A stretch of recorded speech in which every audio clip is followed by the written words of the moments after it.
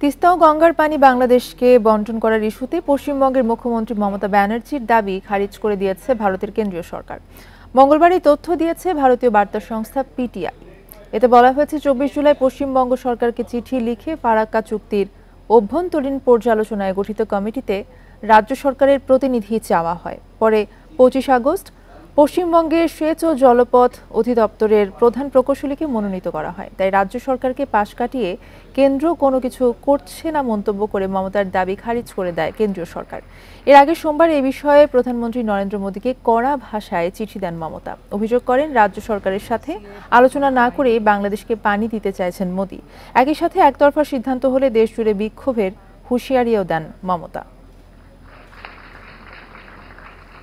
Thank you, Foreign Secretaries. Indian side, Ms.